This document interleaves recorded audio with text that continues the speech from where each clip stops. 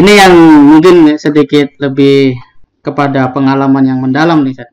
Ini kan Ustadz sebagai salah satu putra Allahyarham Ustadz Abdullah Said begitu ya. Nah, apa hal yang paling diingat oleh Ustadz Fathul Qorib ini dari sosok beliau, kemudian pesan-pesannya, terutama kalau ada kaitannya tentang anak muda. Karena gini, Ustadz, zaman sekarang ini anak muda itu seakan-akan dunia menggiring untuk mereka istilahnya mengedepankan bahwa kita harus mandiri, maka banyak orang untuk kemudian berpikir ekonomi gitu.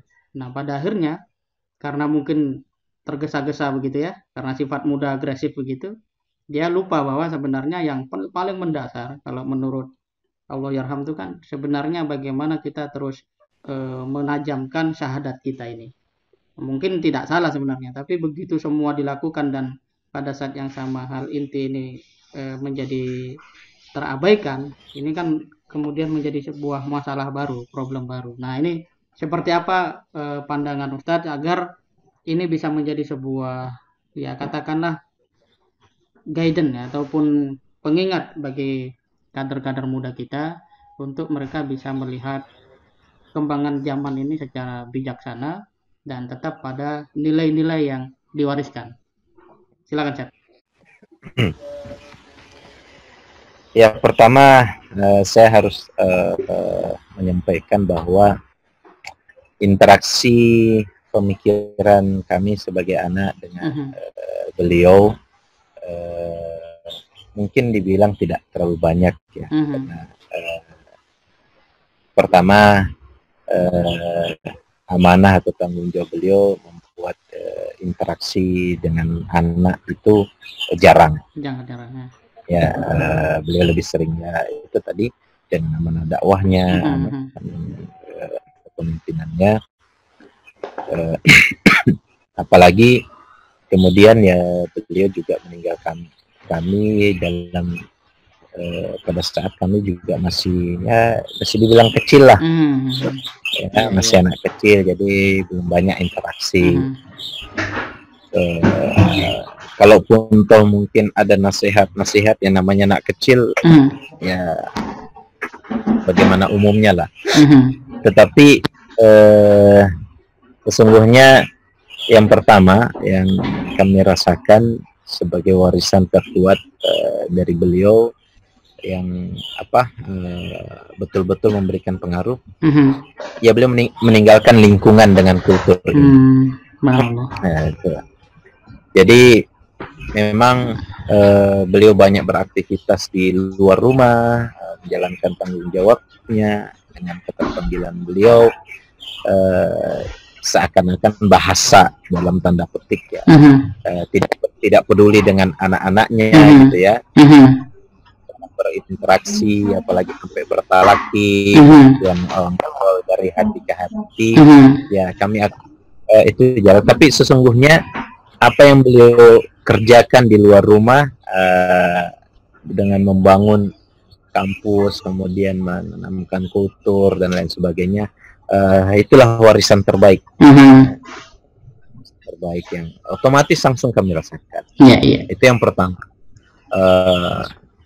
Nah, dan kemudian yang kita dapati dari warisan ini berupa kampus, berupa kultur, kemudian gerakan cita-cita besar ini, ya seperti yang Mas Imam sampaikan, dan itu sudah menjadi kajian kelembagaan kita, penguatan keyakinan, syahadat yang merupakan bukan hanya dasar gerakan, tapi memang bahkan menjadi tujuan dari gerakan. Dan itulah yang insya Allah dirasakan oleh anak beliau, sehingga tidak pernah terbetik ada orientasi lain. Ya contoh sederhananya ya, yang mungkin orang kalau dengar, wah ini anaknya Ustadz Abdullah Said ya, yang memiliki bahasa, orang mungkin memiliki lembaga besar dan besar, pasti ya wajar kalau misalnya wah ini banyak apa kekayaannya atau hartanya. Iya. Kalau di Jawa kan yang namanya anak kiai kan otomatis. Iya betul. Atau di pesantren lain ya, di Sulawesi, pokoknya di mana-mana. Ya, umumnya ya. Umumnya seperti itu ya. Betul. Bahwa pesantren itu milik orang tuanya, diwariskan kepada anaknya, dan itu wajar. Tidak pernah ada masyarakat menggugat. Iya betul. Karena itu, tapi ya di kami itu tidak terjadi, malah aneh. Ya, suatu ketika setelah kepergian beliau, kami bersaudara beserta ibu diajak oleh yayasan untuk ke pengadilan agama, katanya untuk menandatangani penyerahan warisan atau pengalihan warisan.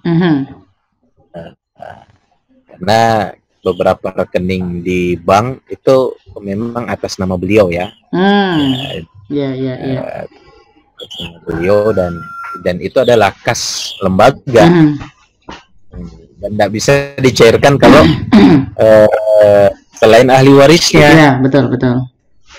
Nah, jadi dilakukan proses administratif itu, tapi akhirnya kami bingung.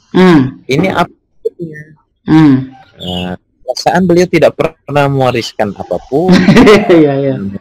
Subhanallah. Ya.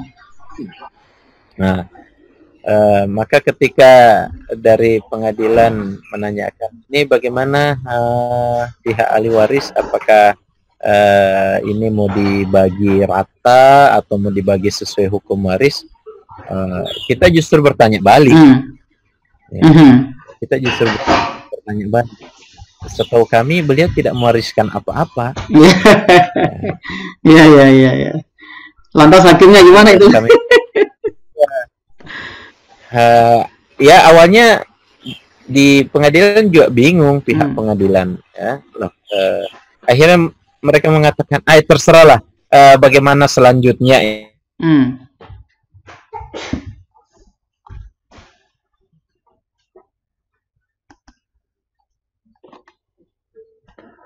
Ini balik ke yayasan, ke lembaga, itu sudah bukan urusan pengadilan lagi. Tapi yang penting secara administratif ini ya karena itu tujuannya kita sederhanakan saja, ya udah dibagi rata aja.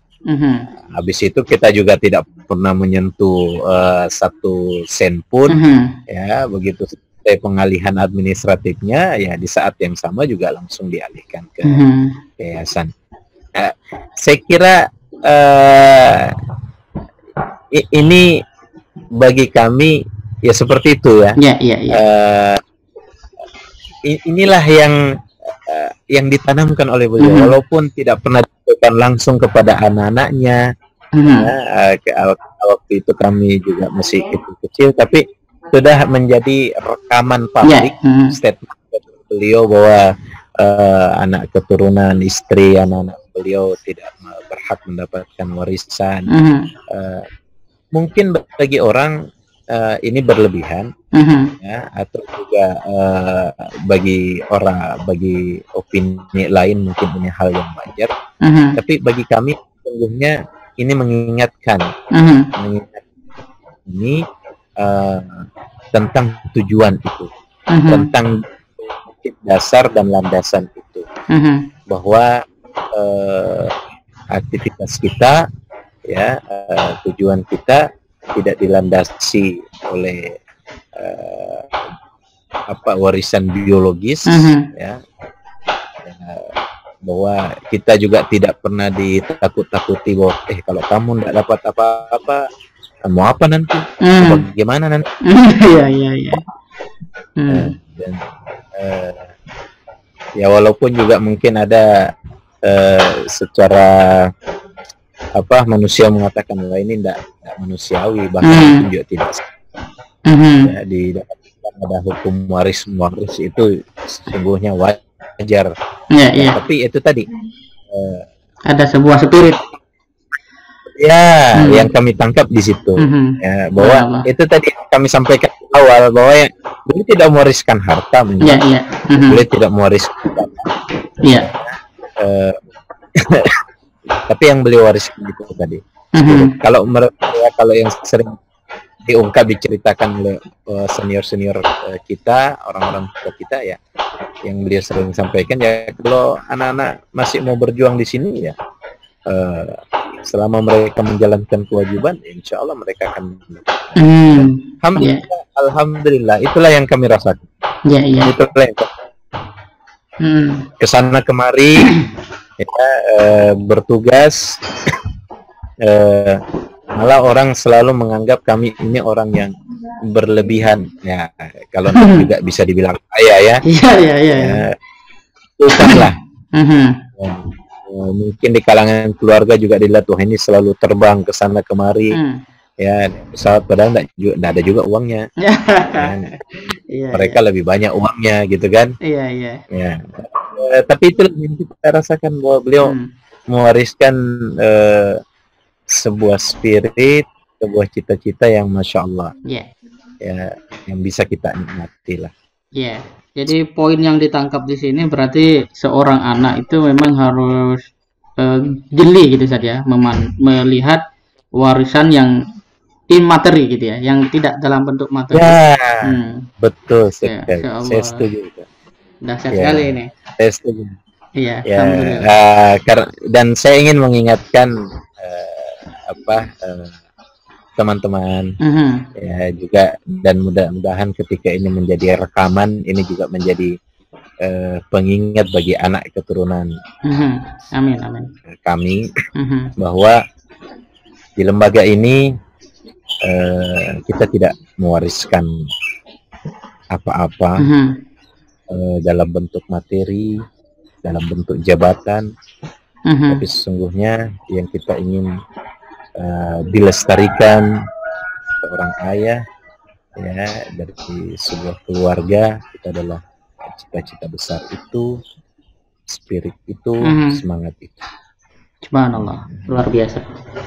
Jadi Allah itu lebih besar. Ya, betul Ustaz.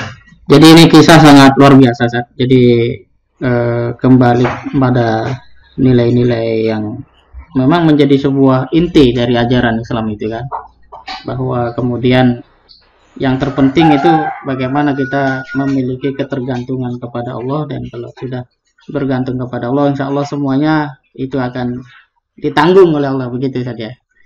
Nah, insya Allah. Ya,